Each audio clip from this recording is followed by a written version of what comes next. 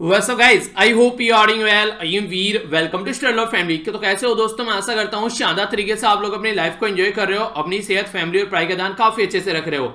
यहाँ पर जो बात की जा रही है ये काफी इंपॉर्टेंट बात है। नॉर्मली हम लोग के अंदर पेशेंस नहीं होता है। हम लोग का पेशेंस जो है वो चरम सीमा पर रहता है। जब कोई भी काम आप लोग करना होता है तो आप लोग उसको हफरा तफरी में करते हैं। अगर कहीं पर एग्जाम में सिलेक्शन नहीं हो रहा तो फ्रस्ट्रेशन भी आप लोग हफरा तफरी में जल्दी जल्दी बहुत ज्यादा फ्रस्ट्रेट हो जाते हैं, चीजों को एनालाइज नहीं करते हैं। तो थोड़ा सा आप लोगों को अपने ऊपर फेथ रखना पड़ेगा, ट्रस्ट रखना पड़ेगा, थोड़ा सा और एक्स्ट्रा आप लोगों को एफर्ट डालना पड़ेगा, थोड़ा सा और एक्स्ट्रा अगर आप लोगों को टाइम मिल जाए तो आप लोग उस काम को करके निकल जाएंगे।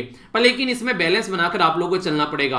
अगर कोई ऐसा लाइफ में काम हो रहा है, घर में कई बार क्या होता है, कई सारी बीमारी आ जाती है, बहुत बुरी कंडीशन आ जाती है, इसी के साथ में डेथ तक हो जाती है कई बार घर में फैमिली मेंबर की, तो उस टाइम पर हम लोगों को थोड़ा सा पेशेंस रखना होता है और चीजों को संभालना होता है। अगर आप लोग भी बिल्कुल फ्रस्ट्रेट होकर ऐसे ही लग जाएंगे जैसे फैमिली के दूसरे मेंबर लगे हुए हैं, तो आप में और उनमें डिफरेंस क्या रहेगा? फिर आप कम से कम उस टाइम पर अपनी फैमिली की सपोर्ट बनने के बजाय उन पर और बर्डन बन जाएंगे।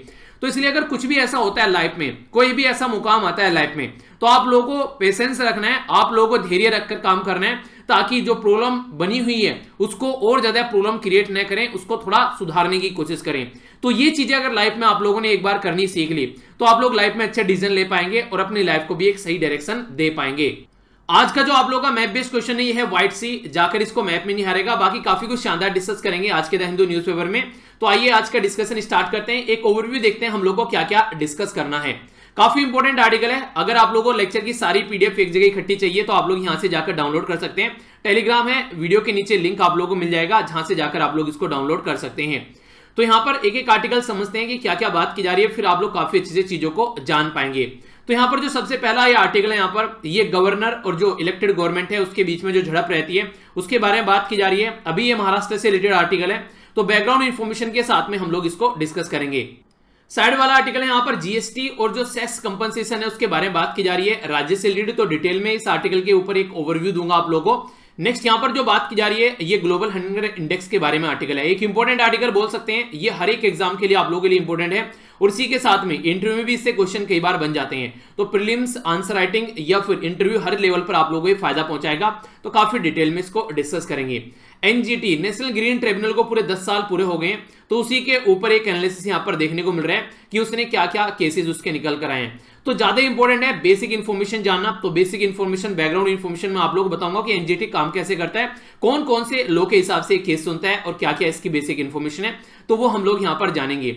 अभी आप लोगों को पता है आंध्र प्रदेश में क्या कंडीशन बनी है। आंध्र प्रदेश में जो चीफ मिनिस्टर है और जो जजेज है उसके बीच में झड़प चल रही है। तो इस आर्टिकल को थोड़ा सा डिटेल में मैं डिस्कस करूंगा यहां पर और डिटेल में, ताकि आप लोगों के माइंड में कोई कंफ्यूजन देखने को न मिले। मंडे को जो यहां पर ये लेटर आता है, ये एक तरीके जो ये आर्टिकल आता है, इसमें जो भी यहां पर एडिटर जो इस न्यूज को प्रेफरेंस देते हैं या फिर जो भी लेटर इनको लिखते हैं उसके बारे में एक्सप्लेन करते हैं, तो ये हमारे लिए इंपॉर्टेंट नहीं होता है, तो इसको डिस्कस नहीं करेंगे। पुलिस रिफॉर्म के बारे में बात की जा रही है, तो कुछ इंपॉर्टेंट जो बातें हैं इसके बारे में हम लोग यहां पर जानेंगे।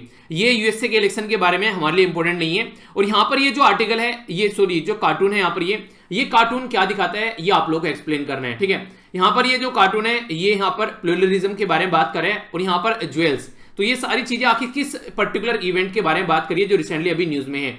तो 40 से 50 शब्द आप लोग लिखेगा। जिसको नहीं लिखना पा रहा है, नहीं लिख पा रहा है, तो वो कोशिश कीजिएगा दूसरे का पढ़े और फिर लिखने की कोशिश कीजिए, ठीक है। आगे बढ़ने से पहले एक क्वेश्चन भी है जो आप लोगों को यहां पर अटेम्प्ट करना है। ये क्वेश्चन आप लोग अपने हिसाब से इसको चेंज कर लीजिएगा। अगर आप लोग स्टेट पीसीएस की तैयारी कर रहे हैं या फिर एसएससी बैंकिंग या फिर आप लोग जो असिस्टेंट कमांडेंट होता है उसके लिए तैयारी करें, वहां पर निबंध आता है तो आप लोग उसको कन्वर्ट कर लीजिए, ठीक है। तो जितने शब्द का पूछा जाता है उसके शब्द के हिसाब से आप लोग चेंज कर सकते हैं। क्वेश्चन यहां पर ये कि ग्लोबल हंगर इंडेक्स की जो रिसेंटली अभी रिपोर्ट प्रस्तुत की है उसके बारे में यहां पर ये बात कर रहे हैं। आप लोगों को ये बताना चाहिए कि इंडिया को क्या करना चाहिए जो भुखमरी है उसको खत्म करने के लिए, उसको टैकल करने के लिए, उससे निपटने के लिए हमारी कंट्री के अंदर। तो इसके बारे में आप लोगों को एनालाइज करना है एक तरीके से, ऐसा आप लोग बोल सकते हैं। तो इसके बारे में हम लोग जानेंगे यहां पर। पहले आप लोग समझ सकते हैं यहां पर, तो ये काफी इंपॉर्टेंट टॉपिक है हमारी कंट्री में, खासकर जब भुखमरी के बारे में बात करते हैं। हमारी कंट्री ऑल ओवर वर्ल्ड में दूसरे नंबर पर है, यानी कि विश्व में दूसरे नंबर पर हमारी कंट्री आती है जब हम लोग भुखमरी के बारे में बात करते हैं। तो हमारा जो स्कोर है वो अभी काफी खतरनाक देखने को मिला। अगर भुखमरी के बारे में आप लोग बात करें तो इंडिया जो है वो एक वर्स्ट कंडीशन में यहां पर नजर आया। इवन पाकिस्तान, बांग्लादेश और नेपाल और श्रीलंका से भी नीचे हम लोग पहुंच गए भुखमरी के मामले में, बस अफगानिस्तान से थोड़ा सा ऊपर है। आप लोग ये समझिए कि हमारी कंट्री में कंडीशन क्या बनी हुई है। तो जहां पर ये आप लोगों को देखने को मिल रहा है, ये वाला जो है यहां पर है, ये वाला जो एरिया है यहां पर, तो ये वाला इसका मतलब है कि भुखमरी काफी कम है, यानी कि चाइना में भुखमरी काफी कम है। दूसरा यहां पर आप लोगों को भुखमरी मॉडरेट नजर आएगी, यानी कि थोड़ी सी ज्यादा भुखमरी है श्रीलंका और नेपाल में। पर लेकिन बांग्लादेश, म्यांमार, पाकिस्तान, इंडिया, अफगानिस्तान, ये वो कंट्री है जहां पर भुखमरी काफी ज्यादा देखने को मिलती है। तो हम लोग यहां पर जो भुखमरी में यहां पर काफी ऊपर हमारी जो रैंक है वो नजर आ रही है। तो इसको हम लोग को थोड़ा समझना पड़ेगा कि इसको टैकल करने के लिए हम लोग क्या कर सकते हैं, क्योंकि अगर आप लोग अपने आसपास भी देखिए तो सड़कों पर कोई ना कोई ऐसा मिल जाता है जो भुखमरी का काफी लार्ज स्केल पर शिकार है। पहले अपनी रैंक आप लोग देखिए, डायरेक्ट एग्जाम में क्वेश्चन भी आप लोगों से इसके बारे में पूछा जा सकता है, और वीडियो के एंड में एक क्वेश्चन भी आप लोगों का होगा इससे रिलेटेड, जिसका आंसर आप लोगों को देना है। ठीक है, तो अच्छे से सुनिएगा आर्टिकल को ताकि आप लोग आंसर दे सकें क्वेश्चन का। इंडिया की जो रैंक है वो 94 है 107 कंट्री में से, यानी कि टोटल 107 कंट्री में से ये इंडेक्स तैयार किया गया। तो इंडिया की जो रैंक आई है वो 94 में आई है 2020 के इंडेक्स में। यहां पर अगर बात करें किसके द्वारा तैयार किया जाता है, तो कंसर्न वर्ल्ड वाइड और इसी के साथ में यहां पर वेल्थ हंगर लाइफ, इन दोनों के द्वारा मिलकर ये इंडेक्स तैयार किया जाता है। तो ये क्वेश्चन आप लोगों से बड़ी फ्रीक्वेंटली पूछा जाता है कि इंडेक्स के बारे में पूछ लेंगे कि ये पर्टिकुलर इंडेक्स किसके द्वारा तैयार किया जाता है, तो कंसर्न वर्ल्ड वाइड और इसी के साथ में वेल्थ हंगर लाइफ, इनके द्वारा मिलकर ये इंडेक्स तैयार किया जाता है। पहली बार ये इंडेक्स जो पब्लिश किया गया था 2006 में ये पब्लिश किया गया था। ये हर साल अक्टूबर के महीने में पब्लिश किया जाता है जो भुखमरी का इंडेक्स है, और अक्टूबर के महीने में आप लोगों के नोबेल प्राइज जो है वो पब्लिश किए जाते हैं। तो दोनों इस तरीके से समझ सकते हैं, थोड़ा सा कोरिलेट करके। अभी नोबेल प्राइज कंप्लीट हुआ है, उसके बाद में ये आप लोगों को देखने को मिलते हैं। 2020 का जो एडिशन है ये इसका 15वां एडिशन है, यानी कि 15वां संस्करण है इसका ग्लोबल हंगर इंडेक्स का। तो ये बेसिक इंफॉर्मेशन जो है ये काफी इंपॉर्टेंट है, डायरेक्ट क्वेश्चन आप लोगों से बन जाते हैं। इसका जो एम है यानी कि टारगेट है इसका ये रहता है कि किस तरीके से यहां पर जो ग्लोबल लेवल पर, रीजनल लेवल पर या फिर कंट्री के लेवल पर जो भुखमरी है उसके बारे में यहां पर ये जनता तक इंफॉर्मेशन पहुंचाए और इसको जाने, ताकि उसके लिए कोई मेजर्स लिए जा सके, यानी कि जो भी प्रॉब्लम यहां पर चल रही है उसको सुधारा जा सके। तो इसको चेक करने के लिए क्या करते हैं, तो 4 इंडिकेटर हैं जिनके ऊपर ये फोकस देकर चलते हैं। अंडर नरिशमेंट देखते हैं, यानी कि एक तरीके से जो पॉपुलेशन है क्या उसको जितनी कैलोरी इंटेक चाहिए वो उतनी कैलोरी उसको मिल पा रही है, यानी कि खाना उसको सफिशिएंट मिल पा रहा है या फिर नहीं मिल पा रहा है। चाइल्ड वेस्टिंग के बारे में बात की जा रही है, चाइल्ड स्टंटिंग के बारे में बात की जा रही है। तो वेस्टिंग और इंटेस्टिंग क्या होता है, ये वेस्टिंग और स्टंटिंग क्या होता है इसके बारे में अभी आप लोगों से बात करूंगा। चाइल्ड मोर्टेलिटी के बारे में बात की जा रही है। मोर्टेलिटी का मतलब होता है बच्चे की जान चले जाना अंडर 5 ईयर की एज में, अगर उसको ढंग से चीजें न मिले, तो ये यहां पर समझाया गया है। इसी के साथ में यहां पर एक काफी इंपॉर्टेंट बात जो है जो आप लोग कंफ्यूजन में डाल सकते हैं और एग्जाम में क्वेश्चन पूछा जा चुका है कई बार, अगर इसमें आप लोग की जो रैंक आती है वो 0 आती है, ठीक है, तो इसका मतलब ये है कि आप लोग बेस्ट हैं, ठीक है, कोई हंगर नहीं है, कोई भुखमरी नहीं है, आप लोग की पोजीशन बेस्ट है। जितना ही आप लोग 100 की तरफ को बढ़ेंगे उतना ही वर्स्ट कंडीशन है, यानी कि जिसकी रैंक 0, 1, 2, 3, 4 आ रही है वो सही कंट्री है। अगर 0, 1, 2, 3, 4, 5, 6, 7, 8 इस तरीके से आगे बढ़ते हैं तो वर्स्ट कंडीशन में आप लोग जा रहे हैं, यानी कि 100 नंबर अगर आ रहे हैं तो इसका मतलब ये है कि आप लोग बर्बाद हैं। 0 नंबर आ रहे हैं तो इसका मतलब ये है कि आप लोग यहां पर टॉप कर गए हैं। तो यहां अपोजिट है जो आप लोगों का बेसिकली फंडा देखने को मिलता है। अब थोड़ा सा वेस्टिंग और स्टंटिंग इनके बारे में थोड़ा सा आप लोग जान लीजिए ताकि आप लोग समझ सकें कि ये एक्चुअल में है क्या। अगर आज की डेट में हम लोग बात करें माल न्यूट्रिशन के बारे में, यानी कि कुपोषण के बारे में, तो कई तरीके के कुपोषण बच्चों में देखने को मिलते हैं। तो ये कुपोषण को इनके द्वारा यहां पर बात की जा रही है कि एज के हिसाब से उनकी हाइट कितनी बढ़ती है और वेट कितना बढ़ता है, उन सब चीजों को यहां पर चेक किया जाता है। तो अगर नॉर्मल हाइट और एज का हिसाब आप लोग लेकर चलें तो एक नॉर्मल बच्चा जो होगा उसकी हाइट और जो एज जो 8 होगा वो नॉर्मल तरीके से देखने को मिलेगा। अब वेस्टेड किसको बोला गया, वेस्टेड ये बोला गया कि अगर लो वेट रह जाए हाइट के हिसाब से, यानी कि हाइट तो बढ़ गई है पर लेकिन वेट जो है वो काफी कम रह गया, इसका मतलब है वेस्टेड की कैटेगरी में आ गया है। ठीक है, ये आप लोगों से कई बार ये ऑप्शन भी दे देंगे आप लोगों को, ये वेस्टेड होगा, स्टंटेड हो गया या फिर अंडरवेट होगा, तो आप लोगों को वैसे भी इनमें कंफ्यूजन नहीं रहना चाहिए। ठीक है, यानी कि पतला दुबला सा पर पूरा हाइट वाला जो बच्चा होगा, ठीक है, वो वेस्टेड होगा, यानी कि लो वेट फॉर हाइट, यानी कि हाइट जो है वो कम रह गई है, वो हाइट जो है ज्यादा बढ़ गई है पर वेट कम रह गया, तो इसका मतलब वेस्टेड हो गया। पिक्चर याद रखिएगा। दूसरे नंबर पर आप लोगों को देखने को मिलेगा stunted, low height for age, age जितनी है उसके हिसाब से जो हाइट है वो काफी कम रह गई है। ठीक है, जिस तरीके से आप लोग बोलते हैं ये थोड़ा बच्चा जो है छोटा रह गया है। ठीक है, इसी के साथ में अंडरवेट क्या होता है, लो वेट रह गया एज के हिसाब से, तो जितनी एज बढ़ गई है उसके हिसाब से जो वेट है वो कम रह गया।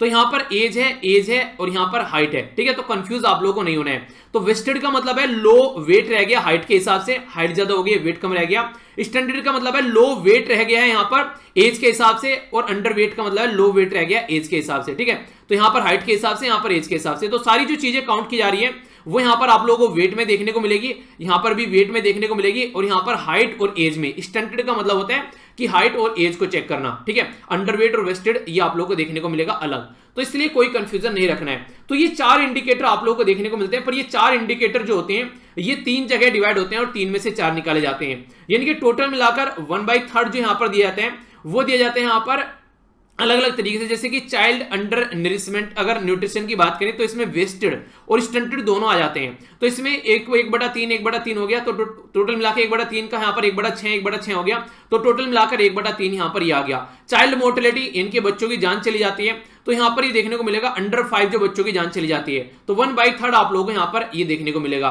इनएडुकेट फूड सप्लाई के बारे में बात करें तो यहां पर कुपोषण के शिकार हो जाते हैं, तो उसकी बात की जा रही है। तो टोटल मिलाकर अगर आप लोग देखिए ग्लोबल हंगर जो इंडेक्स है, ये जो कंपोजिशन देखने को मिलेगी, तो 3 डायमेंशन है, यानी कि inadequate food supply, child mortality और इसी के साथ में ये है चाइल्ड अंडर नरिशमेंट, ठीक है। अगर बात करें इंडिकेटर के बारे में, 4 इंडिकेटर है और यहां पर बात की जा रही है अंडर नरिशमेंट, इसी के साथ में वेस्टिंग स्टंटिंग और नेक्स्ट भी जा रही है अंडर जो 5 मोर्टेलिटी जो रेट है उसके बारे में। तो इस तरीके से इन्होंने क्या किया है कि 3 डायमेंशन लिए, उनको 4 इंडिकेटर में डिवाइड कर दिया और इन 4 इंडिकेटर के बेस पर यहां पर चेक किया जाता है कि किस तरीके की यहां पर परफॉर्मेंस आ रही है और तब यहां पर रैंक तैयार की जाती है। तो हमारी जो रैंक यहां पर देखने को मिल रही है वो 94 देखने को मिल रही है, यानी कि नीचे से हम लोग टॉप करते करते रह गए। तो ये 4 इंडिकेटर आप लोग जरूर याद रखिएगा, जो कि डायरेक्ट एग्जाम में आप लोगों से क्वेश्चन बन जाते हैं।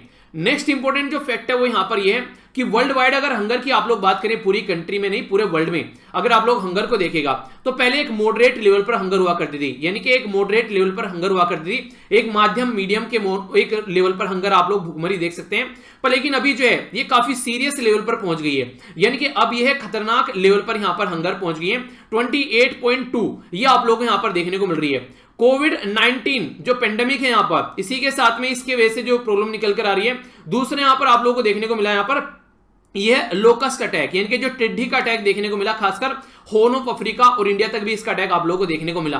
तो इंडिया तक पहले अगर आप लोगों को मैं मैप में यहां पर दिखाऊं कहां से होते हुए कहां तक पहुंचा, तो ये मैप आप लोग देखिए, तो हॉर्न ऑफ अफ्रीका से यहां से होता हुआ ये चीजें जो थी वो इंडिया और पाकिस्तान तक भी पहुंची है, टिड्डी का जो अटैक था।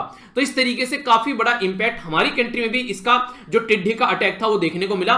तो इसकी वजह से बहुत सारी जो फसल थी वो बर्बाद हो गई, तो ये भी एक बहुत बड़ा रीजन रहा आपकी बार, जिसकी वजह से जो भूख है लोगों की और ज्यादा नहीं भर पाई, वहां पर उनका जो एक तरीके से अनाज वगैरह पहुंचना चाहिए था। हॉर्न ऑफ अफ्रीका में आप लोगों को 4 कंट्री देखने को मिलेगी, एरिट्रिया, जिबूती, सोमालिया और इथियोपिया। ये 4 कंट्री में इसका काफी बड़ा इंपैक्ट देखने को मिला, अगर यहां पर आप लोग इसको काउंट करेंगे तो ये काफी इंपॉर्टेंट है। इसी के साथ में अगर ऑल ओवर वर्ल्ड में आप लोगों से कोई पूछे कि क्या क्या प्रॉब्लम देखने को मिलती है, तो इसने तो बढ़ाई यहां पर 72 और हालत कर दी। यहां पर जो फूड सिक्योरिटी होती है मिलियंस ऑफ लोगों के लिए, लाखों लोगों के लिए प्रॉब्लम झेलनी पड़ गई यहां पर। लेकिन अगर ऑल ओवर वर्ल्ड में आप लोग देखिए तो जो अफ्रीका का जो एक तरीके से जो अफ्रीका का जो साउथ पोर्शन है, खासकर सहारा एक तरीके से उसको बोल सकते हैं, और साउथ एशिया, यहां पर हंगर और जो अंडर नरिशमेंट है वो काफी लार्ज स्केल पर आप लोगों को देखने को मिला। अपनी कंट्री भी इसी कैटेगरी में आप लोगों को नजर आती है। यहां पर आप लोगों को मैंने पहले भी कई बार बताया, सस्टेनेबल डेवलपमेंट गोल जो है दूसरा, सस्टेनेबल डेवलपमेंट गोल दूसरा यहां पर ये कहता है कि 2030 तक हम लोगों को भुखमरी को मिटाना है। सस्टेनेबल डेवलपमेंट गोल जो है ये 2015 में लाए गए थे और 2030 तक का टारगेट रखा गया था कि ये सारी चीजें हम लोगों को कहीं ना कहीं एक कम लेवल पर लेकर आनी है, इनको खत्म करना है। गरीबी को मिटाना है, भुखमरी को मिटाना है, अच्छी हेल्थ होनी चाहिए, अच्छी एजुकेशन होनी चाहिए, एक जेंडर इक्वलिटी होनी चाहिए, पानी जो है वो क्लीन मिलना चाहिए। ये सारी चीजों के बारे में यहां पर बात की जाती है, पर लेकिन अब तक भी हम लोग यहां पर इसको इंप्रूव नहीं कर पाए और आने वाले टाइम में कोई जल्दी से एक्सपेक्टेशन लग भी नहीं रही है, क्योंकि जो एक आशा की किरण नजर आ रही थी वो आशा की किरण धूलमित यहां पर कर दी गई है, किसके द्वारा? कोविड-19 के द्वारा। तो ये प्रॉब्लम और ज्यादा अब यहां पर बढ़ती हुई नजर आ रही है। अगर इंडिया के बारे में मैं आप लोगों से बात करूं थोड़ा सा, वो भी आप लोगों को जानने को मिलेगा। अगर यहां पर हमारी कंट्री के बारे में बात करें तो हम लोग सीरियस कंडीशन में यहां पर हैं, सीरियस मैटर है हमारे लिए, हम लोग एक तरीके से बहुत ही बुरी कंडीशन में हैं। 27.2 हमारा स्कोर यहां पर देखने को मिला है। हम जो है यहां पर नेपाल, पाकिस्तान, बांग्लादेश और इंडोनेशिया से भी पीछे हैं, और जो ब्रिक कंट्री है यहां पर ब्राजील, रसिया, इंडिया, चाइना, साउथ अफ्रीका, उनमें सबसे बुरी कंडीशन, वर्स्ट कंडीशन हमारी है। तो यहां से जो सिचुएशन है हम लोग सोचने के लिए मजबूर हो रहे हैं कि हम लोग कहां पर रखे गए हैं। हमको हमारी जो पोजीशन है वो यहां पर रवांडा, नाइजीरिया, अफगानिस्तान, इसी के साथ में लाइबेरिया, मोजाम्बिक, चाड, जो ये वाली कंट्री जो खतरनाक लेवल की बीमार कंट्री है, तो उनमें आप लोगों को देखने को मिलेगा। अगर परफॉर्मेंस की आप लोग यहां पर बात करें, 14% जो इंडियन पॉपुलेशन है वो अंडर नरिश्ड है, ये बात बोली गई यहां पर, यानी कि आप लोग देख सकते हैं इसे कि खतरनाक लेवल है। अगर बात करें 2011-12 में तो 16 था, थोड़ा सा बढ़ा है, पर लेकिन ये कोई ज्यादा इंप्रूवमेंट आप लोग नहीं बोल सकते हैं। अगर आप लोग बात करें यहां पर चाइल्ड वेस्टिंग के बारे में, चाइल्ड वेस्टिंग का मतलब क्या होता है? चाइल्ड वेस्टिंग का मतलब होता है कि लो वेट रह गया हाइट के हिसाब से। तो वेस्टिंग में अगर आप लोग इंडिया के बारे में आप लोग यहां पर बात करिएगा तो वेस्टिंग में हमारी जो हालत है यहां पर वो और ज्यादा खराब हो गई है, ठीक है। जो यहां पर 2000 जो आप लोग यहां पर देखिए, ये इसका अगर देखिएगा 10 से 14 तक जो था, अब यहां पर बढ़कर ये इतना हो गया। चाइल्ड वेस्टिंग में हम लोग और ज्यादा खराब हुई है। स्टंटिंग में अगर आप लोग बात करिएगा तो 54 हुआ करती थी, अब 34 हो गई है। तो स्टंटिंग में थोड़ा आप लोग सही बोल सकते हैं। स्टंटिंग का मतलब क्या होता है? लो हाइट रह गई है एज के हिसाब से। तो स्टंटिंग में यहां पर चीजें आप लोगों को थोड़ी सी अच्छी होती नजर आएगी, ठीक है। इसी के साथ में चाइल्ड मोर्टेलिटी जो है ये 2012 में हुआ करती थी यहां पर 5.2, अब 3.7 हो गई है।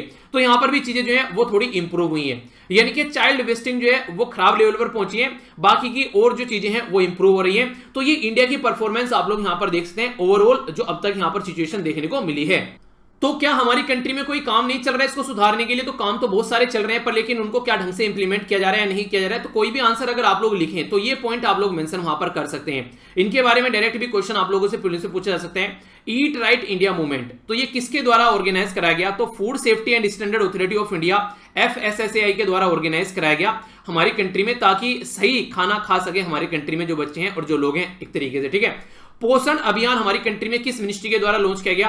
तो ministry of women and child development के द्वारा लॉन्च किया गया 2018 में, ताकि स्टंटिंग, अंडर नरिशमेंट, एनीमिया तो इनको घटाया जा सके। एनीमिया यानी कि खून की जो प्रॉब्लम होती है वो लड़कियों में काफी ज्यादा देखने को मिलती है पीरियड साइकिल की वजह से। ये काफी बड़ी प्रॉब्लम लड़कियों में निकल कर आती है, जो आप लोगों ने नॉर्मली देखा होगा। अगर लड़की ब्लड डोनेट करने जाए तो बड़ा ही रेयर लड़की से जो ब्लड डोनेशन का जो देने जाते हैं वहां पर ब्लड, तो उनमें जो खून की कमी रहती है उसकी वजह से एक रेयरली माना जाता है कि लड़कियों का जो ब्लड है ये यहां पर देखने को मिलते हैं। तो खासकर एक बहुत बड़ा रीजन है कि एक परिवार में इतना डेडिकेटेड रहती हैं कि अपने खान पीन का भी ध्यान नहीं रख पाती हैं, तो वो भी एक बहुत बड़ा रीजन आप लोग यहां पर बोल सकते हैं। प्रधानमंत्री मातृत्व Vandana Yojana central sponsored scheme यहां पर ministry of women and child development की देखने को मिली, जिससे जो बच्चा जच्चा उसको ध्यान रखने के लिए यहां पर स्टार्ट किया गया डिस्ट्रिक्ट लेवल पर। फूड फोर्टिफिकेशन के बारे में बात की गई, तो फूड फोर्टिफिकेशन जो था यहां पर ये, और फूड एनरिचमेंट के बारे में अगर आप लोग बात करें तो विटामिन और minerals, iodine, vitamin A, D, ये सब चीजें, मिल्क वगैरह ये पहुंचाने की बात की गई प्रॉपर वे में। नेशनल फूड सिक्योरिटी एक्ट 2013 में हमारी कंट्री में आया,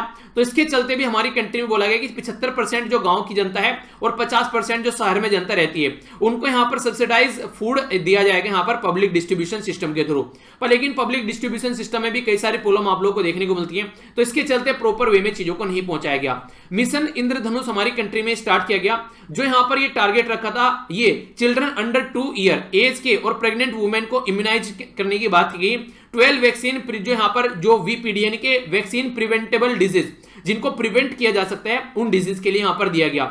integrated child development service scheme के बारे में बात करते हैं, तो ये काफी पहले लॉन्च की गई थी 1975 में इंदिरा गांधी जी के टाइम पर। ये basically supplementary nutrition pre school जो एक तरीके से जो एजुकेशन के टाइम पर यहां पर जो एक तरीके सपोर्ट प्रोवाइड कराई जाती है हेल्थी रखने के लिए बच्चों को, उसके चलते इसी के साथ में nutrition, health education, immunisation, health checkup, ये सारी चीजें आप लोगों को देखने को मिली। खासकर एज ग्रुप के बारे में बात करें तो 0 से 6 प्रेग्नेंट वुमेन और लैक्टिंग मदर जो बच्चों को दूध पिलाती हैं उनके ऊपर फोकस दिया गया। तो ऐसा यहां पर ये सारी जो स्कीम है, ये सारी स्कीम मैंने आप लोगों को एक जगह इकट्ठी बता दी, ताकि अगर फ्यूचर में आप लोगों से कोई क्वेश्चन भी बने तो उसका भी आंसर आप लोग दे सकें। तो इसका स्क्रीनशॉट आप लोग लेकर रख लीजिएगा, या फिर आप लोग इसको वैसे भी एक तरीके से पीपीटी तो रहेगी वो भी यहां से भी आप लोग इसको ले सकते हैं। हमारी कंट्री में क्या प्रॉब्लम देखने को मिलती है? हमारी कंट्री में जैसे कि अगर बात देखिए PDS के बारे में भी बात की गई थी, पब्लिक डिस्ट्रीब्यूशन सिस्टम, इसमें फ्रॉड देखने को मिला काफी ज्यादा। तो फ्रॉड को रोकने के लिए इनके द्वारा इसको काफी टाइट कर दिया गया ताकि फ्रॉड को रोका जा सके।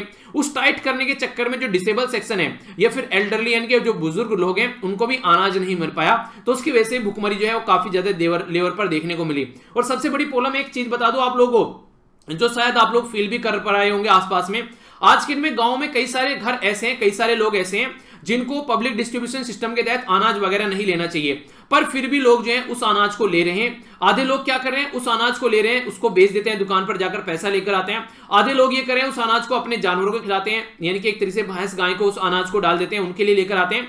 जबकि वो जो अनाज है वो नॉर्मली क्या होता है, वो अनाज होता है कि गरीबों के लिए वो अनाज दिया जा रहा है, पर लेकिन ठीक ठाक फैमिली भी यहां पर ये ऐसी हरकतें कर रही है। तो ये कहीं ना कहीं एक तरीके से गलत तरीका है। थोड़ा सा शर्म करना चाहिए इस चीज को लेकर कि ऐसी हरकतें न करें। कम से कम गरीबों के लिए जो चीजें हैं वो गरीबों के लिए ही रहने दीजिए, अपने आप को इतना गरीब न समझे। अगर आप लोग कम से कम एक ठीक फैमिली है, नॉर्मली जो गरीबों के लिए उसको लाकर अपने जानवरों को खिलाना कितने हद तक ये सही है, ये गरीबों का हक आप लोग कहीं ना कहीं मार रहे हैं। तो ये आप लोग सोच सकते हैं। तो ये भी कहीं ना कहीं थोड़ा सा हम लोग को भी रेस्पॉन्सिबल होना पड़ेगा इन सब चीजों को सुधारने के लिए, ठीक है। इसी के साथ में पब्लिक डिस्ट्रीब्यूशन सिस्टम ने फोकस किया है वुमेन के हेल्थ के ऊपर, इसी के साथ में हेल्थियर प्रेगनेंसी के ऊपर भी फोकस किया गया है। सप्लीमेंट न्यूट्रिशन लेवल भी जो इंटीग्रेटेड चाइल्ड डेवलपमेंट स्कीम के तहत आप लोग को देखने को मिल रहा है, ऑलराउंड डेवलपमेंट।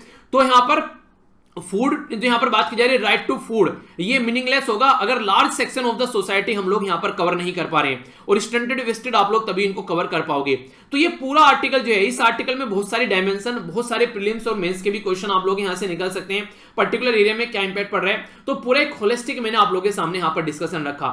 आई होप कि आप लोग समझ में आया होगा। अगर कोई भी डाउट होता है तो कमेंट बॉक्स में जरूर बताइए, और अब आप लोग क्वेश्चन को अटेम्प्ट कीजिएगा अच्छे से, ओके। इस आर्टिकल को मैं पहले डिस्कस कर चुका हूं, थोड़ी सी और क्लैरिटी आप लोगों के लिए यहां पर लेकर आता हूं। आखिर कंडीशन क्या चल रही है, इसको थोड़ा सा डिटेल में अच्छे डायमेंशन के साथ में मैं आप लोगों को बताता हूं। आर्टिकल में इतनी सारी बातें नहीं बोली गई हैं, मैं आप लोगों को पूरा इंफॉर्मेशन देता हूं यहां पर, ताकि आप लोग इसको अंडरस्टैंड कर सकें। आर्टिकल में यह देखा गया कि आंध्र प्रदेश के अंदर जो अभी झड़प चल रही है जुडिशरी और जो गवर्नमेंट है आंध्र प्रदेश की, उसका जो केस है वो क्या फंडा है और किस तरीके से उसको सही डायरेक्शन में हम लोग लेकर चल सकते हैं। तो ये जो आर्टिकल लिखा गया है, ये प्रशांत भूषण साहब के द्वारा लिखा गया है, जिनको कोर्ट ऑफ कंटेम्प्ट का केस जिन पर लगा था, आप लोगों ने सुना भी होगा, कई बार वो न्यूज में थे। तो यहां पर बात की जा रही है कि अगर रियलिटी में आप लोग चाहते हैं कि ये केस सही डायरेक्शन में चले, तो आप लोगों को रिटायर्ड जो जज है, जिनकी हाई क्रेडिबिलिटी है, उनको यहां पर आप लोगों को इंक्वायरी करने के लिए लाना पड़ेगा। जो जगन मोहन रेड्डी की जो कंप्लेन निकल कर आई है उसमें, आखिर जगन मोहन रेड्डी कौन है और क्या कंप्लेन है, तो आप लोग समझिए। यहां पर तीन पर्सनैलिटी काफी ज्यादा न्यूज में है। पहले पर्सनैलिटी यहां पर जो है ये है जगन मोहन रेड्डी, आज की डेट में आंध्र प्रदेश के चीफ मिनिस्टर हैं। पहले इनके पिताश्री आंध्र प्रदेश के चीफ मिनिस्टर हुआ करते थे, अब ये आंध्र प्रदेश के चीफ मिनिस्टर हैं। ये दूसरे नंबर की जो पर्सनैलिटी है यहां पर, इनका भी नाम आप लोगों को पता ही होगा।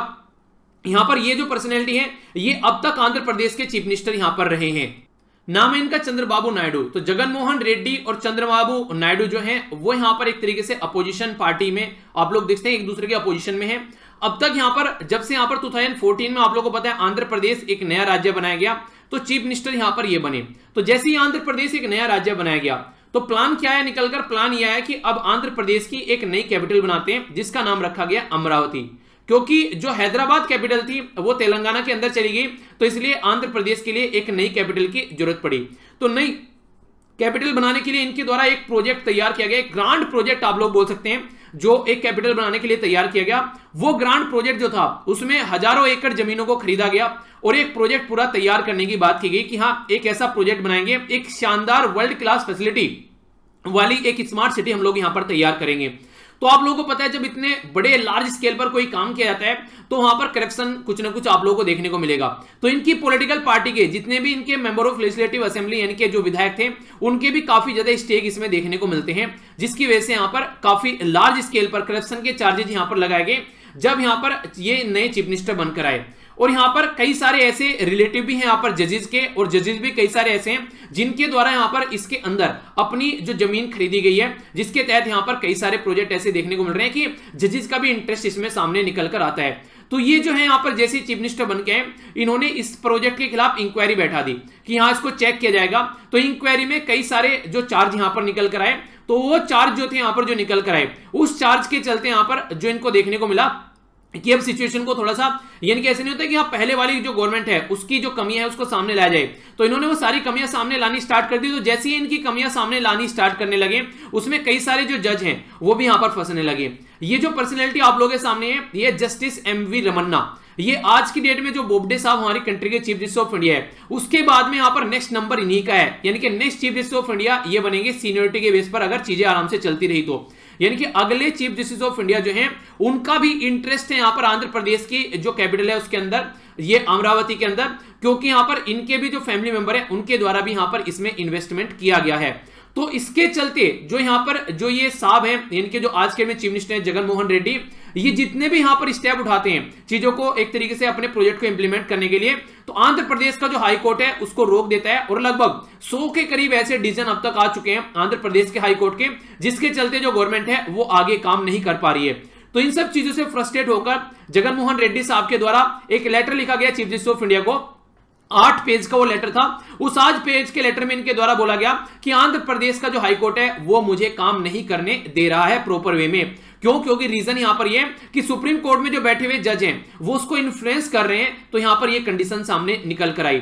अब सिचुएशन क्या होगी? यहां पर सिचुएशन सारी ये हो गई कि कहीं ना कहीं अब यहां पर ये एक प्रॉपर ऐसा केस नहीं रहा जैसा नॉर्मल केस रहता है। ये एक तरीके से नॉर्मली आज तक हमारी कंट्री में ऐसा नहीं देखने को मिला है कि किसी चीफ मिनिस्टर ने यहां पर सुप्रीम कोर्ट के जज के ऊपर एलिगेशन लगाए हो, पर लेकिन पहली बार ये केस देखने को मिल रहा है। तो यहां पर इसीलिए जो प्रशांत भूषण साहब है वो बोल रहे हैं कि यहां पर अब जो है जुडिशरी का इंटरेस्ट इसमें संलिप्त हो गया। तो इसलिए जुडिशरी अब इस केस को डायरेक्टली न देखकर जो रिटायर्ड जज हैं, जो हाई क्रेडिबिलिटी वाले जज हैं, उनको यहां पर ये केस पहुंचना चाहिए। तो इसके चलते यहां पर ये सारा मुद्दा भी सामने निकल कर आ रहा है। अब यहां पर एक और एंगल आप लोगों को देखने को मिलेगा जिसके बारे में यहां पर बात की जा रही है कि जब इनके पिताश्री यहां पर चीफ मिनिस्टर हुआ करते थे जगन मोहन रेड्डी साहब के, उस टाइम पर इनके ऊपर भी कई सारी एलिगेशन लगाई गई, करप्शन के चार्ज इनके ऊपर लगे हुए हैं कि इनका जमीन का केस और वो सब चीजें यहां पर इनके ऊपर भी कई सारे करप्शन के चार्ज चल रहे हैं, जिसमें सीबीआई की इंक्वायरी यहां पर चल रही है।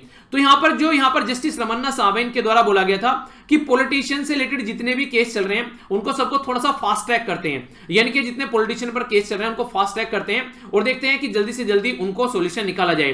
तो अब यहां पर इनके खिलाफ जो कोर्ट है, जो केस है, उनको भी यहां पर फास्ट ट्रैक किया जा रहा है, यानी कि इनडायरेक्ट वे में बोला जाए तो यहां पर एक तरीके से एक दूसरे का एंगल अब आके फंस गए हैं यहां पर। अब देखते हैं यहां से सिचुएशन कैसी होती है। ऐसे जब भी कभी एंगल फंसते हुए नजर आएंगे तो यहां पर कंडीशन एक ही देखने को मिलेगी कि तुम मुझे मत छेड़ो और मैं तुमको नहीं छेड़ता हूं। तो वो कंडीशन यहां पर हो सकता है आने वाले टाइम में निकल कर आए, यानी कि इनके आज की डेट में भी यहां पर इनके ऊपर करप्शन के चार्ज चल रहे हैं, ये इसको फास्ट ट्रैक कर रहे हैं। और यहां पर जो इनकी फैमिली और ये सब चीजें जो यहां पर लैंड के जो केस में यहां पर फंसते हुए नजर आ रहे हैं, तो उसके चलते अब एक नया एंगल यहां पर निकल कर आ रहा है। इसी के साथ में यहां पर जो एक ग्रांड प्रोजेक्ट जो कैपिटल की देखने को मिली थी, जो चंद्रबाबू नायडू जी का प्रोजेक्ट था, इसको भी इन्होंने थोड़ा सा फीका कर दिया, इनके धूमित कर दिया है। वो कैसे किया है? यहां पर चंद्रबाबू नायडू के द्वारा बोला गया था कि अमरावती एक नई कैपिटल हम लोग बनाएंगे, जो ग्रांड कैपिटल होगी।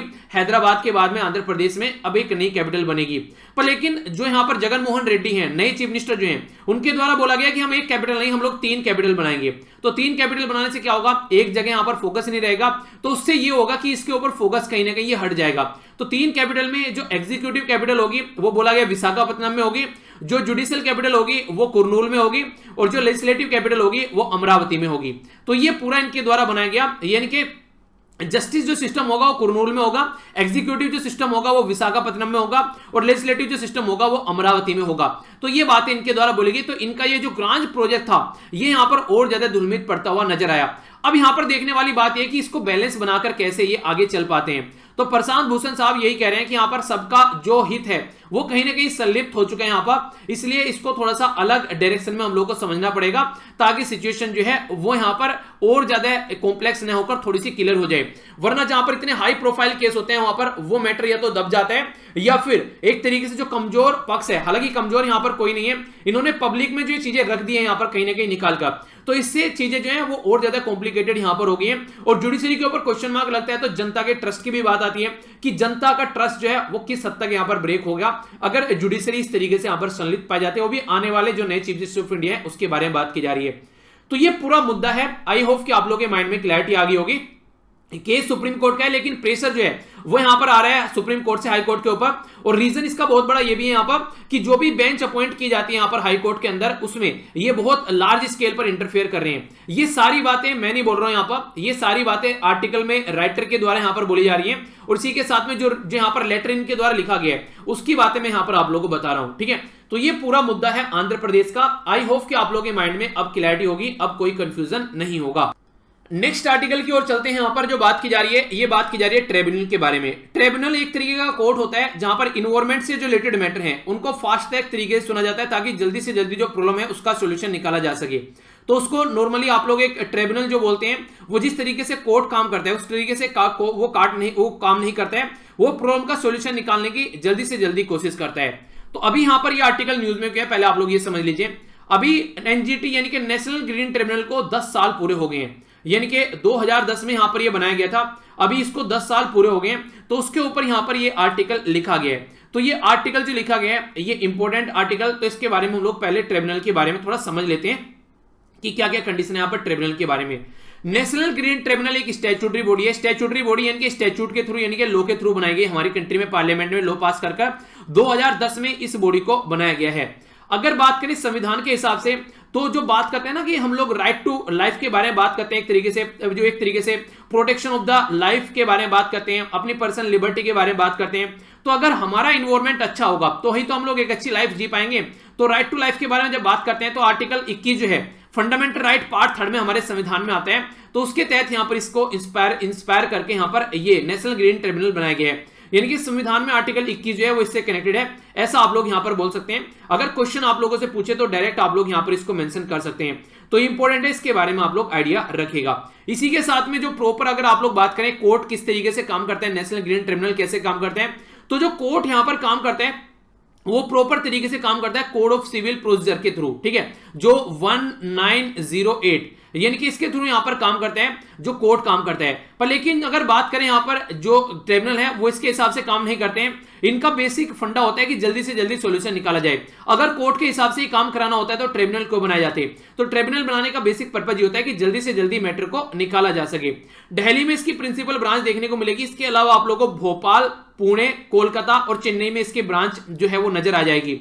यानी कि दिल्ली में नॉर्मल ब्रांच हो गई और भोपाल, पुणे, जो चेन्नई, कोलकाता, यहां पर आप लोगों को वैसे इसकी जो नॉर्मल ब्रांच देखने को मिलेगी। इसी के साथ में जो ये पिक्चर में आया था, तो United nation conference on environment and development हुई थी 1992 की, उसके तहत यहां पर सोचा गया कि कोई ना कोई ऐसी चीज होनी चाहिए। तो न्यूजीलैंड और ऑस्ट्रेलिया और न्यूजीलैंड पहली कंट्री थी यहां पर, उसके बाद में हमारी कंट्री तीसरी कंट्री ऐसी बनी जहां पर एनजीटी यानी कि नेशनल ग्रीन ट्रिब्यूनल यहां पर देखने को मिला। यानी कि काफी इंपॉर्टेंट है कि हमारी कंट्री जो है उसने भी यहां पर चीजों को तीसरे नंबर पर ही इंप्लीमेंट कर लिया था, ताकि हमारी कंट्री में भी जल्दी से जल्दी सिचुएशन को सुधारा जा सके। कुछ और इंपॉर्टेंट बातें इसके बारे में मैं आप लोगों से अगर बात करूं तो यहां पर एक स्पेशलाइज्ड बॉडी है नेशनल ग्रीन ट्रिब्यूनल, जो हमारी कंट्री में देखने को मिल रही है, जो इन्वायरमेंट से रिलेटेड जो मैटर हैं उनके बारे में बात करती है। कंजर्वेशन फॉरेस्ट के बारे में, इनके जो जंगल वाला एरिया है, जो फॉरेस्ट वाला एरिया है, नेचुरल रिसोर्सेज है, उनको प्रॉब्लम न पहुंचे, वो ढंग से काम करते रहे। तो ऑस्ट्रेलिया और न्यूजीलैंड के बाद में तीसरी हमारी कंट्री बनी वर्ल्ड में, जिसके द्वारा यहां पर एक ऐसी स्पेशलाइज्ड ट्रिब्यूनल को सेटअप किया गया है। सबसे इंपॉर्टेंट बात यहां पर क्या है कि ये मैटर को जो डिस्पोज करते हैं, ये फाइनल विद इन 6 मंथ के अंदर अंदर यहां पर जो मैटर को डिस्पोज किया था। ऐसा नहीं कि जैसे कोर्ट में लंबे समय तक मैटर यहां पर चल रहा है। 5 जगह पर आज के डेट में आप लोगों को इसकी पोजीशन देखने को मिलेगी, भोपाल, पुणे, कोलकाता और चेन्नई, और जो ब्रांच है इसकी प्रिंसिपल यानी कि हेड ऑफिस वो न्यू दिल्ली में आप लोगों को नजर आएगा। आखिर स्ट्रक्चर कैसी है, तो ट्रिब्यूनल में जो बेसिकली आप लोगों को मेंबर नजर आते हैं, तो जुडिशियल मेंबर देखने को मिलेंगे और एक्सपर्ट जो कि इन्वायरमेंट से रिलेटेड है वो आप लोगों को नजर आएंगे। तो इनकी जो टर्म होती है वो 6 साल होती है, ठीक है, और ये एलिजिबल नहीं है री अपॉइंटमेंट करने के लिए। एक बार किसी को अपॉइंटमेंट कर दिया तो फिर से री अपॉइंटमेंट के लिए ये एलिजिबल नहीं है। जो चेयरपर्सन है यहां पर वो अपॉइंट किया जाता है सेंट्रल गवर्नमेंट के द्वारा कंसल्ट करके चीफ जस्टिस ऑफ इंडिया के साथ में, ठीक है, ये काफी इंपॉर्टेंट है। चेयरपर्सन जो है सेंट्रल गवर्नमेंट अपॉइंट करती है चीफ जस्टिस ऑफ इंडिया के साथ में कंसल्ट करके। जो सिलेक्शन कमेटी है वो एक तरीके से फॉर्म की जाती है सेंट्रल गवर्नमेंट के द्वारा, ताकि जो जुडिशियल और एक्सपर्ट मेंबर है उनको अपॉइंट किया जा सके। यहां पर कम से कम 10 मेंबर होने चाहिए और मैक्सिमम 20 मेंबर आप लोग यहां पर देखने को मिल सकते हैं, जो जुडिशियल मेंबर होंगे और जो एक्सपर्ट मेंबर होंगे इस पर्टिकुलर फील्ड के। इसी के साथ में ये काफी इंपॉर्टेंट पॉइंट आप लोग यहां पर देखने को मिलेगा कि कौन कौन से ऐसे लॉज है जिनके हिसाब से यहां पर ये काम करता है। तो 7 ऐसे लॉज है हमारी कंट्री में जिनके हिसाब से इसके द्वारा काम किया जाता है। यहां पर एक है the water prevention and control of pollution 1974, ये भी याद रखिए, कई बार इनको मैच करने के लिए भी आप लोगों से क्वेश्चन पूछ लिए आते हैं। दूसरा यहां पर water prevention and control pollution जो सेस एक्ट है 1977। तीसरा यहां पर फॉरेस्ट कंजर्वेशन एक्ट 1980। चौथा यहां पर air prevention and control of pollution, ये है एक्ट 1981, ठीक है। इसी के साथ में यहां पर ये इन्वायरमेंट प्रोटेक्शन एक्ट 1986। नेक्स्ट बात की जा रही है public liability and insurance act 1991। Next यहां पर बात की जा रही है बायोलॉजिकल डाइवर्सिटी एक्ट 2002। तो इस तरीके से जैसे पब्लिक लायबिलिटी के बारे में बात करें तो आप लोग सोचेंगे यहां पर इसका क्या मतलब है, तो ऐसे भी यहां पर ये केस है तो थोड़ा सा एक्सेप्शन हो जाता है, तो इसके बारे में आप लोग याद रखिएगा, ठीक है। तो यहां पर अगर कोई भी ऐसा वायलेशन होता है इनमें से तो यहां पर ये पावर में आ जाते हैं, काम करते हैं यहां पर ये, ठीक है। तो ये इंपॉर्टेंट है, काफी याद रखिएगा। इसी के साथ में अगर कोई सेटिस्फाई नहीं है, अगर एनजीटी यानी कि नेशनल ग्रीन ट्रिब्यूनल का अगर केस है उससे कोई सेटिस्फाई नहीं है, तो सुप्रीम कोर्ट में आप लोग यहां पर जा सकते हैं, यानी कि आप लोग डायरेक्ट सुप्रीम कोर्ट में जाकर अपील कर सकते हैं। कोई वॉयलेशन अगर यहां पर इस तरीके से देखने को मिलता है इन सब का, तो वो नेशनल ग्रीन ट्रिब्यूनल में चला गया और नेशनल ग्रीन ट्रिब्यूनल से सेटिस्फाई नहीं है तो सुप्रीम कोर्ट में जा सकते हैं, यानी कि हाई कोर्ट को यहां पर बाईपास कर दिया गया है, ऐसा आप लोग बोल सकते हैं। मैटर अगर फिर से हाई कोर्ट में पहुंचेगा तो फिर से वही चीजें चलेंगी, तो फिर नेशनल ग्रीन ट्रिब्यूनल का यहां पर कोई मतलब रह नहीं जाता है। तो ये इंपॉर्टेंट फैक्ट है यहां पर इसके बारे में, जो खासकर इन्वायरमेंट को बचाने के लिए कोशिश की जाती है, जल्दी से जल्दी सॉल्यूशन निकालने की कोशिश की जाती है। कई सारे important judgement national green tribunal के आप लोगों को टाइम टू टाइम देखने को मिलते रहते हैं, जैसे कि 10 साल से नीचे का जो डीजल व्हीकल है उसको रोकने की जो बात की गई वो नेशनल ग्रीन ट्रिब्यूनल के द्वारा ही बात की गई। प्लास्टिक को कम करने की जो बात की गई नेशनल ग्रीन ट्रिब्यूनल के द्वारा ही बात की गई। यमुना जो बेसिकली काफी ज्यादा पोल्यूटेड रहती है उसके ऊपर अगर केस आया कोई निकल कर, नेशनल ग्रीन ट्रिब्यूनल पेनल्टी भी कई बार लगाई जाती है अगर यहां पर इसके द्वारा दिए गए ऑर्डर को फॉलो कर नहीं चला जाता है। तो नेशनल ग्रीन ट्रिब्यूनल हमारी कंट्री में एक काफी इंपॉर्टेंट बॉडी बोल सकते हैं जो इस पर्टिकुलर एरिया में काम करती है। नेक्स्ट जो इंपॉर्टेंट आर्टिकल है यहां पर, ये बेसिकली बात कर रहा है गवर्नर के बारे में। अभी यहां पर जो झड़प देखने को मिल रही है वो झड़प यहां पर देखने को मिल रही है महाराष्ट्र के अंदर जो गवर्नर है और महाराष्ट्र के जो चीफ मिनिस्टर हैं उनके बीच में। तो इसके चलते हम लोग आर्टिकल के बारे में थोड़ा सा जानेंगे। नॉर्मली हमारी कंट्री में जब इंडिया यानी कि भारत के अंदर जब चीजें हुआ करती थी पुराने टाइम पर, तो ये होता था गवर्नर जो था वो एक कंस्ट्रक्टिव रोल प्ले किया करता था। कंस्ट्रक्टिव का मतलब क्या है, अगर जो गवर्नमेंट है वो ढंग से काम नहीं कर रही है तो एक बैलेंस बनाकर चलना, अगर कोई और दिक्कत दिख रही है तो उसको सॉल्यूशन निकालना, तो यानी कि एक तरीके से कंस्ट्रक्टिव रोल हुआ करता था। पर लेकिन आज की डेट में जब से यहां पर आप लोग कंडीशन देखने को मिलेगी, जब से एक न्यू इंडिया स्टार्ट हो चुका है, यानी कि एक तरीके से आप लोग बोल सकते हैं खासकर जब से सेंटर और स्टेट के अंदर अलग अलग गवर्नमेंट होनी स्टार्ट हो गई, तब से यहां पर प्रॉब्लम चेंज होनी स्टार्ट हो गई। जब पावर में कांग्रेस हुआ करती थी उस टाइम पर जिन राज्य में बीजेपी हुआ करती थी उन राज्यों को खासकर कांग्रेस के द्वारा कंट्रोल करने की कोशिश की जाती थी, तो कांग्रेस के द्वारा ऐसा काम किया गया। अब सेम पैटर्न फॉलो कर रही है, सेम फुटप्रिंट यहां पर आज के डेट में जो बीजेपी है वो भी यही काम कर रही है। जहां जहां पर जो कांग्रेस रूल है राज्य, वहां पर गवर्नर अपने बैठा रखे हैं और वो क्या है इलेक्टेड गवर्नमेंट के अंदर इंटरफेयर करते हुए आप लोगों को नजर आते हैं, और ये कई सारे केस आप लोगों को देखने को मिलेंगे। तो उसी के बारे में हम लोग यहां पर बात कर रहे हैं। तो इसके बारे में थोड़ा सा समझ लेते हैं क्या क्या बातें की जा रही है। अभी यहां पर जो बात की जा रही है ये बेसिकली बात की जा रही है महाराष्ट्र के गवर्नर के बारे में। महाराष्ट्र के जो गवर्नर है यहां पर ये है भगत सिंह किशोरिया। तो महाराष्ट्र के गवर्नर यहां पर अभी जो उद्धव ठाकरे हैं जो चीफ मिनिस्टर है वहां पर, उनको आदेश दे रहे हैं कि महाराष्ट्र के अंदर जो वर्शिप करने वाली जो जगह है, यानी कि जो भी यहां पर जो प्लेसेस है जहां वर्शिप की जाती है उनको आप लोग ओपन कीजिए। एक तरीके से यहां पर यह बोला जा रहा है कि जो गवर्नर है वो चीफ मिनिस्टर को आदेश दे रहे हैं कि तुम ऐसा करो। नॉर्मली क्या होता है, नॉर्मली ऐसा होता है कि काउंसिल ऑफ मिनिस्टर जो रहती है स्टेट की वो गवर्नर को बोलती है कि इन पर आप लोग साइन करो, इसको आगे लेकर चल रहे हैं। पर लेकिन यहां पर गवर्नर आदेश दे रहे हैं तो इलेक्टेड बॉडी जो है एक तरीके से वो अपॉइंटेड बॉडी के हिसाब से काम कर रही है। जब हमारे संविधान के निर्माताओं ने संविधान बनाया था उस टाइम पर उनके द्वारा यह बोला गया था कि जो गवर्नर है वो इलेक्टेड रखना है या फिर अपॉइंटेड रखना है, यानी कि जैसे कि जनता से चीफ मिनिस्टर चुनते हैं कि ऐसे गवर्नर भी चुना जाना चाहिए। तो उस टाइम पर इन्होंने बोला कि अगर दो लोग यहां पर इलेक्टेड होकर आ गए तो दिक्कत हो जाएगी, यानी कि दोनों में एक तरीके से झड़प होगी पावर को लेकर, तो गवर्नर को अपॉइंटेड हम लोग रखते हैं और जो चीफ मिनिस्टर है वो इलेक्टेड होगा। तो यहां पर काउंसिल ऑफ मिनिस्टर के हिसाब से काम चलेगा और यहां पर ये इसको सजेशन देंगे और उसके हिसाब से काम चलेगा। तो ये हमारे संविधान निर्माताओं ने ऑलरेडी बोला था कि जो गवर्नर है वो हेड जो एक तरीके से काउंसिल ऑफ मिनिस्टर होगी उसको हेड करेंगे चीफ मिनिस्टर, और वो जो सजेशन देंगे वो गवर्नर को मानना पड़ेगा।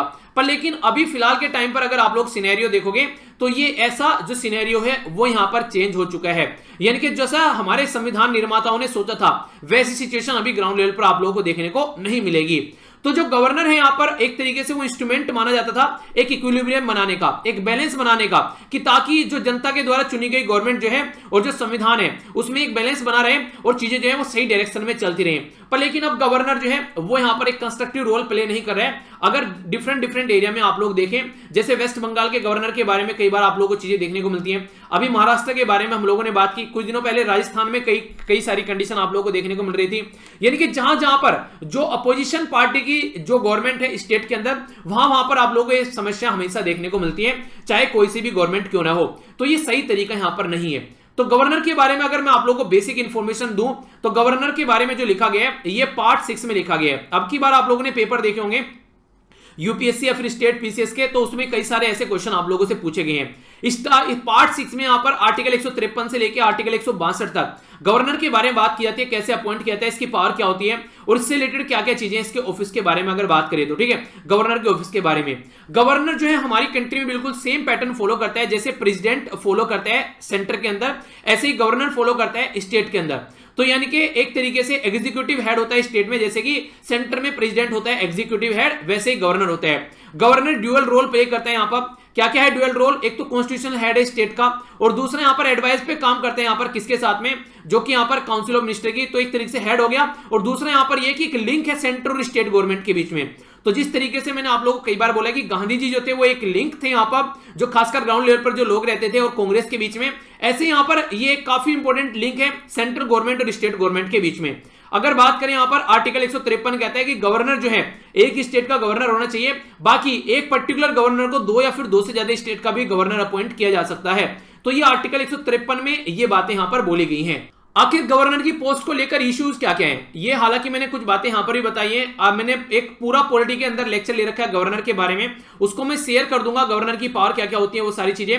तो ये क्या सिटीजन इंडिया का होना चाहिए, 35 साल से ऊपर होना चाहिए, ये सारी चीजें, और हटाना कैसे यहां पर ये, अगर कोई भी संविधान के हिसाब से काम नहीं करते हैं, या फिर खुद रेजिग्नेशन दे सकते हैं, या फिर council of minister headed by prime minister, ये प्रेसिडेंट को बोलते हैं डिसमिस करने के लिए, तो डिसमिस किया जाता है, नॉर्मली 5 साल के लिए रहता है। तो पॉलिटी में अगर कोई ऐसी भी चीज आती है, जो भी चीज आती है, तो आप लोग लेक्चर को जाकर रिवाइज कर लिया कीजिए, ठीक है, तुरंत तभी। यहां पर अगर बात करें गवर्नर के बारे में, तो गवर्नर को एजेंट ऑफ द सेंटर बोला जाता है, पपेट बोला जाता है, इसी के साथ में रबर स्टैंप बोला जाता है कई बार, क्योंकि गवर्नर जो है वो उस तरीके से काम नहीं कर रहा जैसे तरीके से काम करने के लिए उसको अपॉइंट किया गया था, इसलिए ऐसी कंडीशन यहां पर देखने को मिल रही है। गवर्नर जो होना चाहिए किसी पॉलिटिकल पार्टी से कनेक्ट नहीं होना चाहिए, पर लेकिन अब ये पैटर्न भी नहीं देखने को मिलते हैं। कोई पॉलिटिशियन नहीं होना चाहिए, फॉर्मर ब्यूरोक्रेट नहीं होना चाहिए नॉर्मली, अगर गवर्नर की पोस्ट आप लोग को इंडिपेंडेंट रखनी है, न्यूट्रल रखनी है, पर लेकिन ऐसा नहीं होता है, वो न्यूट्रल नहीं रह पाती है, तो इसलिए ये प्रॉब्लम नॉर्मली देखने को मिलती है। गवर्नर की जो पावर है वो ये कि लार्जेस्ट पॉलिटिकल पार्टी जो भी इलेक्शन के बाद में जीत कर आती है उसको गवर्नमेंट बनाने के लिए यहां पर बुलाए, पर लेकिन कई जगह ऐसा भी देखने को मिला, इस डिस्क्रिशनरी जो पावर है उसका भी मिसयूज किया गया पॉलिटिकल फेवर के लिए। इसी के साथ में गवर्नर्स कमेटी 1971 में, उसके द्वारा गवर्नर को बोला गया था कि एक तरीके से ये गवर्नर जो है एक बैलेंस बनाने की कोशिश करेगा, ना कि इम्बैलेंस करने की कोशिश करेगा। पर लेकिन कई जगह प्रेसिडेंट रूल आप लोगों को देखने को मिलते हैं आर्टिकल 356 के हिसाब से, जहां पर फ्रीक्वेंटली मिसयूज किया जाता है गवर्नर की इस पोस्ट का, और कई सारे केस और कई सारी कमेटी ऐसी हैं जिसके बारे में बात करती है। एसआर बुमई केस 1994, इसी के साथ में नबाम रिबुआ जजमेंट है 2016, administrative reform commission 1968, Rajamannar committee 1971, Sarkaria commission 1988, पुंची commission 2007, ये सारे आप लोगों को देखने को मिलेंगे जो इस पर्टिकुलर एरिया में काम करते हुए नजर आते हैं। तो इसके बारे में एक मोटा मोटा सा आइडिया अगर आप लोग रखिएगा तो कोई कंफ्यूजन आप लोगों को यहां पर इसके बारे में देखने को नहीं मिलेगा, ठीक है। तो इंपॉर्टेंट है, इसके बारे में आप लोग आइडिया रख सकते हैं। नेक्स्ट यहां पर पुलिस रिफॉर्म की बात की जा रही है। देखिए पुलिस रिफॉर्म के बारे में 2006 में सुप्रीम कोर्ट के अंदर चीजें पहुंची थी, और यहां पर बोला गया था कि हम लोगों को पुलिस रिफॉर्म लेकर आने चाहिए, पर लेकिन पुलिस रिफॉर्म जो है वो नहीं लाए गए अब तक भी। सेंट्रल गवर्नमेंट को बोला कि प्रॉपर इसमें रिफॉर्म लेकर आओ, पर लेकिन आज तक भी उसको इंप्लीमेंट नहीं किया गया है। 14 साल तो लगभग आप लोग यहां पर डायरेक्ट देख सकते हैं। अभी यहां पर हो चुका है कि जुडिशरी के द्वारा जो बातें बोली गई थी, तो सुप्रीम कोर्ट के द्वारा यहां पर जो डायरेक्ट किया गया था इस पर्टिकुलर केस के अंदर, ये केस का नाम क्या है आप लोगों को याद है? इस केस का नाम ये मैंने कई बार आप लोगों को पहले बताया, ये केस का नाम आप लोग बताइए, फिर वीडियो के एंड में मैं आप लोगों को बताता हूं, तब तक आप लोग खुद इसको अटेम्प्ट कीजिए, ठीक है। यहां पर 7 डायरेक्टिव जो हैं दिए गए थे सुप्रीम कोर्ट के द्वारा कि जब तक सेंट्रल गवर्नमेंट कोई लॉ नहीं बनाती है तब तक ये डायरेक्टिव फॉलो करो। सबसे पहले तो बात की जा रही है कि स्टेट की सिक्योरिटी जो कमीशन है वो होना चाहिए, यहां पर एक प्रॉपर जो यहां पर सिक्योरिटी कमीशन होना चाहिए, ठीक है। तो यहां पर एक तरीके से इसके बारे में बात की गई, स्टेट का सिक्योरिटी कमीशन होना चाहिए। फिक्स टर्म कर दो यहां पर जो 2 साल का यहां पर जो डायरेक्टर जनरल ऑफ पुलिस है, इसी के साथ में एसपी और एसएचओ का भी 2 साल के लिए फिक्स टर्म कर दो, क्योंकि जब भी कोई केस होता है सबसे पहले इनको ट्रांसफर किया जाता है। सेपरेट इन्वेस्टिगेशन जो यहां पर होनी चाहिए लॉ एंड ऑर्डर के लिए, और इसी के साथ में सेपरेट इन्वेस्टिगेशन और लॉ एंड ऑर्डर का मेंटेन, यानी कि अगर कहीं पर कोई केस हो गया है तो वहां पर एक तरीके से इन्वेस्टिगेशन करना कि केस किसने किया है, क्या क्या चीजें हैं, तो वो टीम अलग होनी चाहिए और लॉ एंड ऑर्डर करने वाली टीम मेंटेन रखने वाली अलग होनी चाहिए। तो ये एक सही तरीका यहां पर फॉलो करना चाहिए। इसी के साथ में यहां पर बोला गया सेटअप करने के लिए पुलिस एस्टेब्लिशमेंट बोर्ड, ये भी यहां पर एक बोर्ड होना चाहिए जो पर्टिकुलर चीजों को देख सके। इसी के साथ में जो यहां पर setup police complaint authority state और डिस्ट्रिक्ट लेवल पर यहां पर होनी चाहिए। एक पुलिस कंप्लेंट ऑथोरिटी अगर गलत काम कर रही है तो कम से कम पुलिस के खिलाफ भी कोई कंप्लेंट की जा सके। सेटअप किया जाए नेशनल जो सिक्योरिटी कमीशन है एट सेंट्रल लेवल पर। तो ये 7 जो यहां पर इनके द्वारा डायरेक्टिव्स दिए गए, ये बोला गया यहां पर अभी यहां पर कम से कम इनको इंप्लीमेंट करके चलो, क्योंकि जिस तरीके से कभी राजस्थान के अंदर, कभी उत्तर प्रदेश के अंदर, कभी साउथ इंडिया में यहां पर कोविड-19 के ड्यूरेशन में पुलिस का एक घिनौना चेहरा सामने निकल कर आया। जिस तरीके से उनको काम करना चाहिए उसके तरीके से काम न करके अपनी दादागिरी दिखाती हुई पुलिस नजर आई। तो ये चीजें काफी ज्यादा जरूरी है कि इस सिचुएशन को यहां पर कंट्रोल किया जा सके, वरना प्रॉब्लम जो है वो बहुत ज्यादा यहां पर आगे बढ़ती हुई नजर आएगी। तो ये बातें यहां पर समझाने की कोशिश की जा रही है कि कमीशन की जो रिपोर्ट है यहां पर कम से कम जब तक हमारी कंट्री में जो चीजें सही नहीं होती तब तक उसके हिसाब से चीजों को इंप्लीमेंट किया जाए। तो ये बातें यहां पर बताने की कोशिश की जा रही है, ठीक है। तो इसके बारे में आप लोग आइडिया रख सकते हैं। नेक्स्ट यहां पर एक आर्टिकल है छोटा सा, जिसको मैं आप लोगों को एक ओवरव्यू यहां पर दे देता हूं। ये जो आर्टिकल है ये बात करे जीएसटी कंपनसेशन के बारे में। इसके बारे में क्या बात की जा रही है, हमारी कंट्री में 2017 में एक एक्ट लाया गया जो था जीएसटी एक्ट, यानी कि गुड्स एंड सर्विस एक्ट। तो यहां पर गुड्स एंड सर्विस टैक्स को इंप्लीमेंट करने के लिए एक्ट लाया गया। इसके चलते जितने भी इनडायरेक्ट टैक्स होते हैं हमारी कंट्री में, इनडायरेक्ट टैक्स वो टैक्स होते हैं जैसे आप लोग बिस्किट खरीदने जाते हैं तो उस पर आप लोग टैक्स पे करते हैं, गवर्नमेंट तक इनडायरेक्ट में पहुंच जाता है, उसके ऊपर आप लोग टैक्स देते हैं। दूध का पैकेट खरीद कर लेकर आते हैं या फिर कुछ भी आप लोग पेन पेंसिल लैपटॉप मोबाइल खरीद कर लेकर आते हैं, सब पर टैक्स लगा होता है। तो वो टैक्स जो होता है वो गवर्नमेंट तक पहुंच जाता है, पर डायरेक्ट आप लोग देकर नहीं आते हैं, इनडायरेक्ट वे में। डायरेक्ट टैक्स क्या होता है, जैसे कि इनकम टैक्स। तो जीएसटी इंप्लीमेंट किया गया, सारे राज्य परेशान थे कि जीएसटी को इंप्लीमेंट नहीं करते हैं क्योंकि इससे हमको नुकसान होगा। तो सेंट्रल गवर्नमेंट के द्वारा बोला गया कि हम तुमको नुकसान नहीं होने देंगे, जीएसटी को हम लोग आपकी भरपाई करेंगे। अगर आप लोगों को लगता है नुकसान हो रहा है तो हम लोग अलग से एक सेस लगा देंगे। सेस क्या होता है, सेस होता है टैक्स ऑन टैक्स, यानी कि अगर कोई टैक्स लगा दिया है उसके ऊपर अलग से टैक्स लगा देना ताकि किसी पर्टिकुलर पर्पज के लिए उसको यूज किया जा सके। जैसे कि एजुकेशन से रिलेटेड जो सेस है वो एजुकेशन में यूज होगा, इन्वायरमेंट से रिलेटेड सेस है वो इन्वायरमेंट में यूज होगा, इंफ्रास्ट्रक्चर डेवलपमेंट के लिए कोई सेस है तो इंफ्रास्ट्रक्चर डेवलपमेंट के लिए ही यूज होगा। तो जीएसटी के लिए अगर कोई सेस लगाया गया है तो वो जीएसटी के लिए ही यूज होगा। तो ये बात बोली गई है। तो सेंट्रल गवर्नमेंट क्या कर रही है, अभी जो सेस इकट्ठा हो रहा है वो अपने पास रखे हुए है, वो राज्य को डिस्ट्रीब्यूट यहां पर नहीं कर रही है। और एक प्रॉब्लम ये भी है कि कोविड-19 के चलते सेस भी काफी कम इकट्ठा यहां पर हो रहा है। तो इसके चलते प्रॉब्लम ये आई निकल के कि अब जो यहां पर राज्य है उनकी भरपाई करने की बात सेंट्रल गवर्नमेंट के द्वारा बोली गई थी, वो भरपाई नहीं करी है। तो सॉल्यूशन अब क्या है, तो सेंट्रल गवर्नमेंट यहां पर क्या करी है, सेंट्रल गवर्नमेंट ने यहां पर 2 ऑप्शन दिए। पहला ऑप्शन तो यहां पर ये बोला कि आप लोग यहां पर खुद से जाकर मार्केट से जो उठा लीजिए 1 लाख करोड़ रुपीस, ठीक है, और हम लोग क्या करेंगे, हम लोग उसका इंटरेस्ट पे करेंगे और हम लोग ये पूरा जो प्रिंसिपल है वो भी पे करेंगे, आप मार्केट से उठा लीजिए हमारे बिहाफ में, ठीक है। पहले तो बात ये बोली गई। दूसरी बात ये बोली गई कि आप लोग क्या करें कि यहां पर 2.35 जो लाख करोड़ रुपीस हैं वो जीएसटी शॉर्टफॉल के लिए आप लोग यहां पर उठा लीजिए, ठीक है, हम लोग फिर बाद में उसकी भरपाई कर देंगे, पर लेकिन इंटरेस्ट पेमेंट नहीं करेंगे, ठीक है। तो कहने का मतलब यहां पर यह कि कई सारे ऑप्शन यहां पर डिफरेंट सेंट्रल गवर्नमेंट के द्वारा दिए गए, पर लेकिन इंपॉर्टेंट क्या है यहां पर, इंपॉर्टेंट यह भी सेंट्रल गवर्नमेंट के द्वारा यह देखने को मिला कि कोई राज्य जो है किसी इंटरेस्ट रेट पर पैसे ले रहा है और कोई राज्य किसी इंटरेस्ट रेट पर पैसे ले रहा है। तो अलग अलग इंटरेस्ट रेट पर पैसे लिए जा रहे हैं राज्य गवर्नमेंट के द्वारा। तो कई सारे राज्य के द्वारा, लगभग 21 राज्य के द्वारा ये बोला गया ठीक है हम लोग अपने हिसाब से पैसा उठा लेते हैं, तुम भरते रहना। तो फिर सेंट्रल गवर्नमेंट को ले यार ये तो बर्बादी हो जाएगी। तो सेंट्रल गवर्नमेंट ने फिर बोला कि हम खुद ही ये पैसा उठाएंगे और आप लोगों को देंगे, क्योंकि सेंट्रल गवर्नमेंट को लगा बहुत ज्यादा नुकसान होने वाला है। तो अब चीजें जो है यहाँ पर इसका वेलकम स्टेप बोला गया सबके द्वारा कि सही है, सेंटर को ही काम करना चाहिए और सेंटर कम से कम आसानी से ये पैसा यहां से उठा भी सकता है, क्योंकि दूसरा अगर कोई पैसा उठाएगा तो उसको काफी महंगा पड़ जाएगा, ठीक है। तो इसलिए यहां पर अभी इसके बारे में बात चल रही है। तो ये पूरा आर्टिकल था इसके बारे में। आई होप कि माइंड में क्लैरिटी आप लोगों के आ गई होगी। चलिए क्वेश्चन आप लोग अटेम्प्ट कीजिए। क्वेश्चन है यहाँ पर ये ग्लोबल हंगर इंडेक्स के बारे में जो बात की जा रही है, बोला जा रहा है कि इंडिया की जो यहाँ पर 27.2 इंडिया का स्कोर रहा यहाँ पर, जो कि सीरियस कैटेगरी में है। इंडिया भुखमरी का शिकार है यहाँ पर आज के डेट में। इंडिया जो है वो फीचर करता है बिहाइंड नेपाल, पाकिस्तान, बांग्लादेश, बट लेकिन काफी इंपॉर्टेंट यानी कि बेस्ट है यहाँ पर अगर ब्रिक कंट्री में बात करें, यानी कि इनसे नीचे है पर ब्रिक कंट्री से ऊपर है। कौन सी स्टेटमेंट करेक्ट है, ए में बोला गया 1, बी में बोला गया 2, सी में बोला गया बोथ 1 and 2, डी में बोला गया नाइदर 1 नो 2। सही आंसर क्या है, ए, बी, सी, एफ और डी। तो जो सही आंसर है यहाँ पर वो आप लोग बताइए। सही आंसर क्या है, सही आंसर यहाँ पर इसका ए। रीजन क्या है, रीजन ये है कि पहली स्टेटमेंट पूरी सही है, दूसरी स्टेटमेंट आधी सही है और आधी गलत है। क्योंकि ब्रिक कंट्री से कैसे अच्छा हो सकता है, जब यहाँ पर इन्हीं कंट्री से अच्छा नहीं है तो कॉमन सेंस की बात है, ब्रिक कंट्री में तो ब्राजील, रसिया, चाइना, साउथ अफ्रीका, इनसे कैसे अच्छा हो सकता है, तो उनसे तो हम लोग नीचे हैं ही है, ठीक है। तो यहां पर आंसर इसका ए हो गया। तो कंफ्यूज आप लोगों को नहीं होना है, ये सारी चीजें मैंने अभी आर्टिकल में आप लोगों को पढ़ाई है, तो कोई भी कंफ्यूजन नहीं होना चाहिए। बाकी इसका जो आंसर था ये मैंने आप लोगों से पूछा था, तो प्रकाश सिंह केस था यहाँ पर, ये जब 2006 में केस आया तो 7 इनके द्वारा यहाँ पर टोटल मिलाकर ये रिकमेंडेशन दी गई थी, ठीक है। तो इनको इंप्लीमेंट करने की बात यहाँ पर की जा रही है। तो ये था टोटल आज का डिस्कशन। तो हम लोगों ने क्या क्या डिस्कस किया, तो सारी चीजें हम लोगों ने डिटेल में यहाँ पर डिस्कस की।